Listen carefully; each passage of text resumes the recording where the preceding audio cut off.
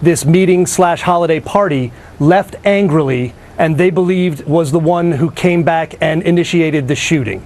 Do we know anything about Farouq Saeed? Do we know anything about him? There's a lot of work being done. It's not that uncommon a name. So there's work being done to see if there are any connections between him, where he may be going to mosque. Are there any other indicators that this was an Islamist, jihadist type attack? All right, we got to be very careful here, Mr. Cohen. Very, very careful. If it is a terrorist attack generated by fanatical Muslims, it becomes an international Paris-type story with implications for the President of the United States on down. So we don't want to speculate. But do you have any information for us at all tonight, Mr. Cohen? I train active shooter law enforcement around the country, Bill, and my sources have also said that there has been an Islamic name that was released and that's been given out as far as one of the attackers, compounded with the fact that the attackers went to a specific place for a specific reason with the type of tactical gear that would allow them to create maximum damage and then leave, also leads my sources to tell me that this could be a potential international related terror attack due to those specific things that I'm hearing from my sources on the ground. Again, these are people that I train specifically an active shooter, so this is what I'm hearing. Okay. The problem with the story right now is that San Bernardino County, while a fairly sophisticated area, is not New York City or Los Angeles or Washington. And this facility that these men intruded upon, this is kind of just a regular neighborhood facility. It doesn't look like, you know, a statement that ISIS would make or something like that. Again, we're speculating, but I wanted to get both of your opinions on that. First, you, Mr. Hansen. Bill, America is one giant soft target.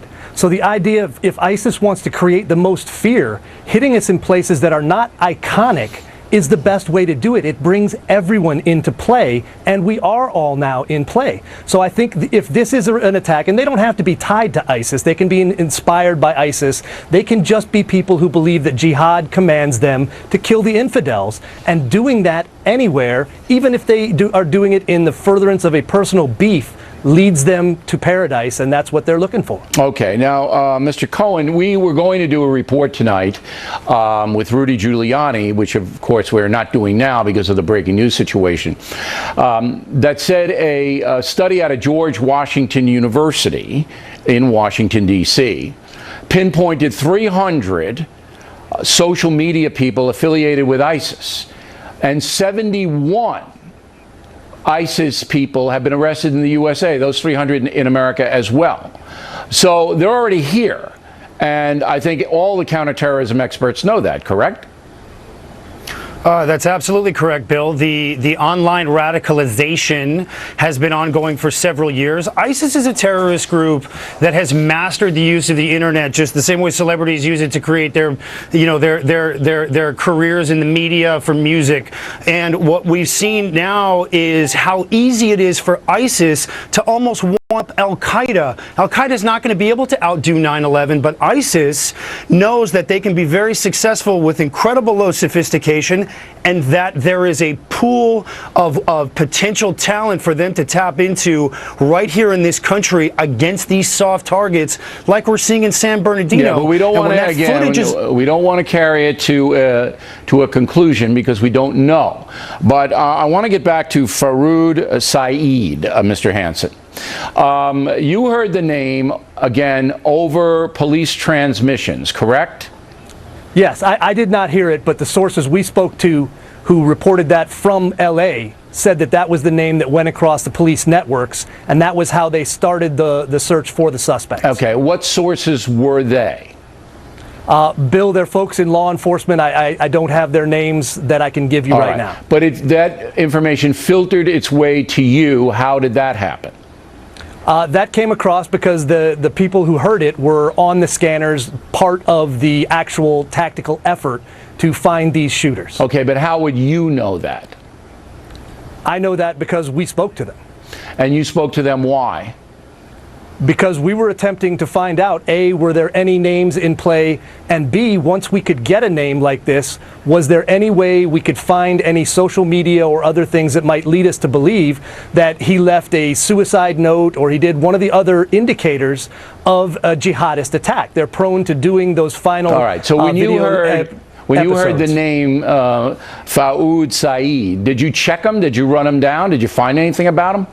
We have not yet. Like I said, it's a common enough name that no one that I am aware of has yet come to a definitive answer. And at this point, it's only a name that was heard over the police scanner. It has not been confirmed. No, perhaps at the press conference look, they might do that. Everybody's trying to find out whether this is a domestic terrorism like Charleston, South Carolina, where just an irrational, crazy person goes in and shoots up a church full of people, or whether it's Islamic terrorism, because then the story becomes international.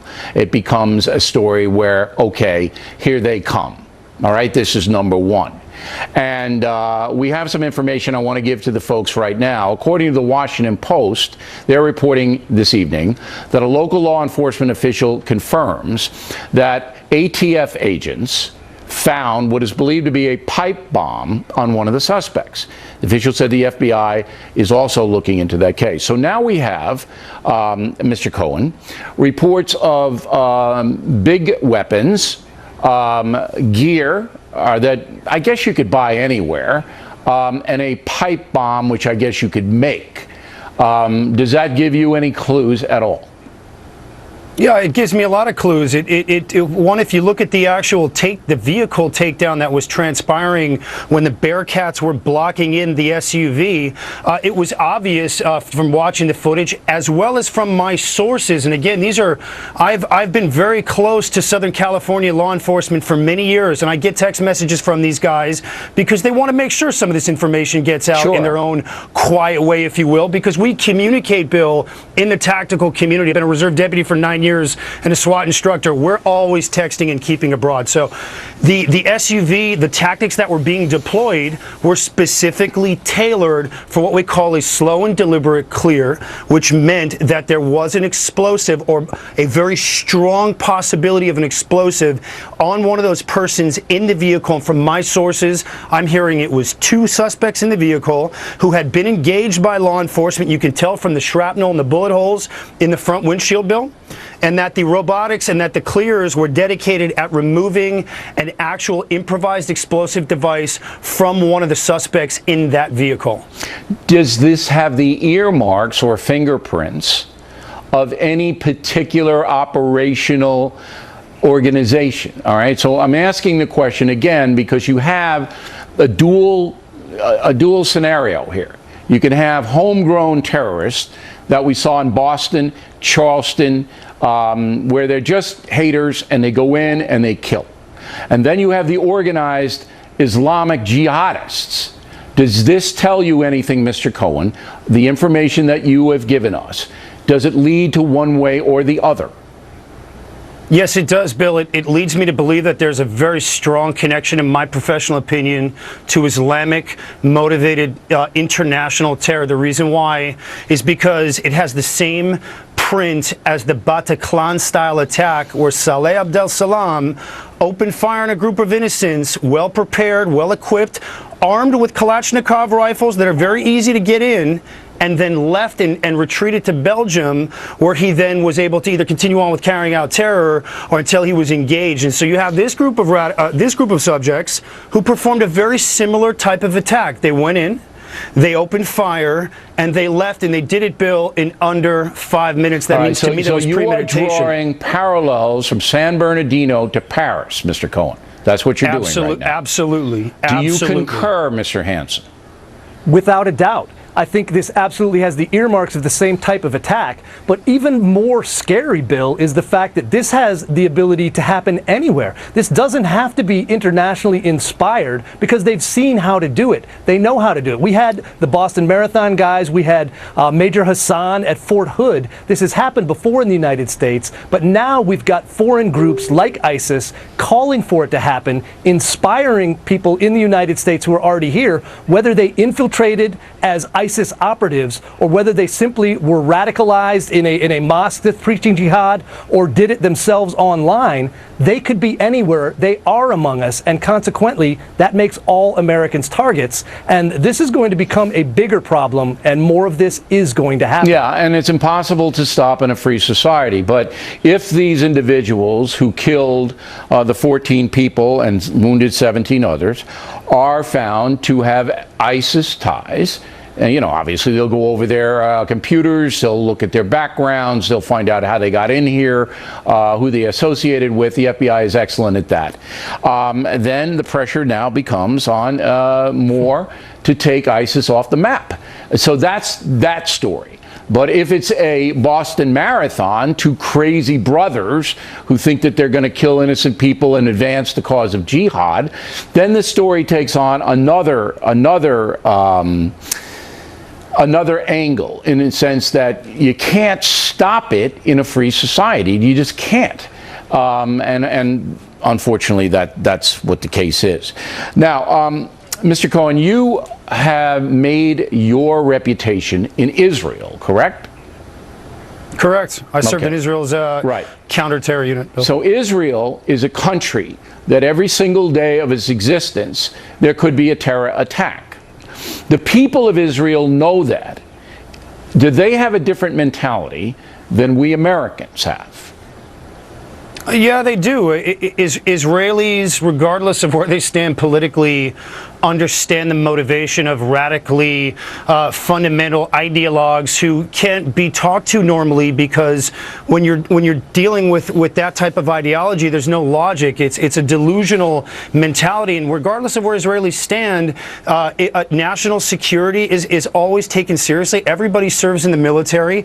Citizens, when permitted, often carry weapons. We rely on our citizenry in Israel to respond, as we've seen with all these crazy knife attacks in the last month, and it's because Israel is a very socially security conscious society that we don't have as much terrorism as there would be if they weren't the way we were. So let me paraphrase. So you're saying because Israelis, who are pretty robust in their political differences, all right, because they all come together on this issue, protecting themselves from terrorism, it's easier for the government to do that, while we in America are divided along ideological lines on how to attack ISIS, what to do with the jihad. As you both know, our president won't even mention the word jihad.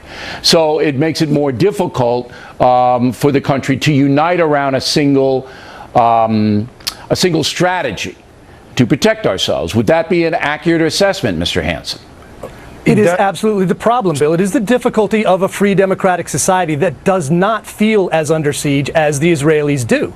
But there are things we can do.